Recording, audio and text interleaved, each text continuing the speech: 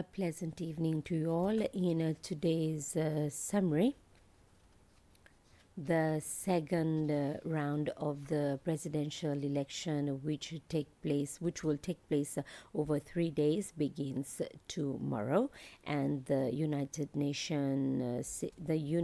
Seychelles Party (US) and the L'Union Démocratique Sicilioise (LDS) have each nominated their four proportional representatives in the National Assembly in accordance with the Constitution and the Elections Act. The names of their nominees were published in the official gazette yesterday.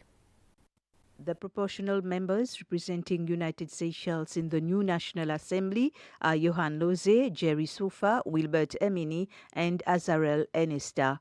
Those representing the LDS are Sandy Arisol, Wevel Woodcock, Gervais Henry, and Valdana Sultan.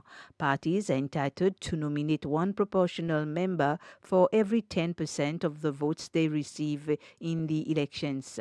As a reminder, in the National Assembly elections held on September the 27th, United Seychelles secured 49.5% of the votes, while the LDS received 45.1%.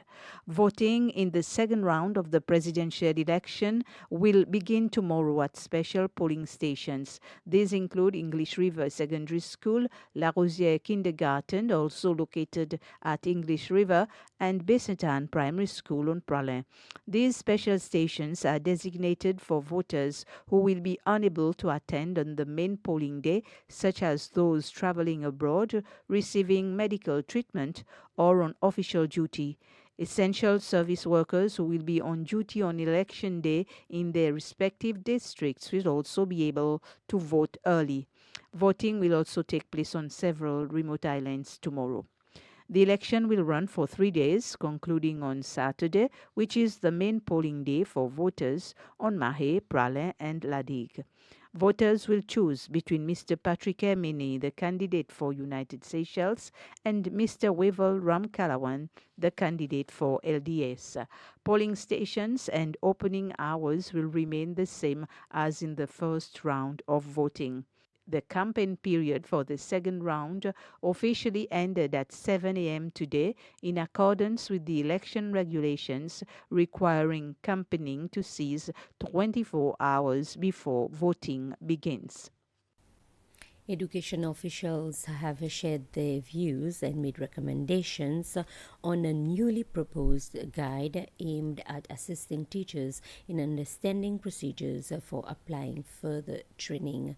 The discussion took place this morning during a session held at the Seychelles Institute of Teacher Education site at Montfleury, a session attended by education officers across all levels from early childhood to advanced education. The launching ceremony of the guide coincides with a host of activities marking Teachers Week celebrations. Mr. Alex Souf, who oversees school governance, management, and teacher development at the Ministry of Education, stated that the guide is expected to enhance transparency in the implementation of the ministry's teacher management and development policy introduced 5 years ago. This is in line with the TMD policy which we are implementing since 2020, which requires that we have standardized procedures for various operations within the Ministry of Education. So a guide for teachers to access further training we feel is necessary, and it will help teachers to be aware of how do I go about to request for further training. For example, given that we have the PMS, the appraisal system in place, November, December, teachers have a one-to-one dialogue with their school management. They could at that point discuss the need for further training, and comes January, when the time of application is open, they apply and the process will go on. We hope it will make things more accessible to them in a transparent and fair manner. The Association for the Blind and Visually Impaired has issued a statement for World Eye Health Day, which is tomorrow, the 9th of October. The statement highlighted some of the objectives of the association. World Eye Health Day is celebrated around the world every second Tuesday of October every year, and this year's theme is Love Your Eyes. Its main objectives are to raise awareness to eye health and to prevent people around the world from becoming blind. The government, eye specialists, and health professionals are working to ensure accessible eye care, available vision tests, and to make prescription eyewear available and affordable for all. And the association invites everyone to take responsibility for the protection of their eyes and to preserve their vision.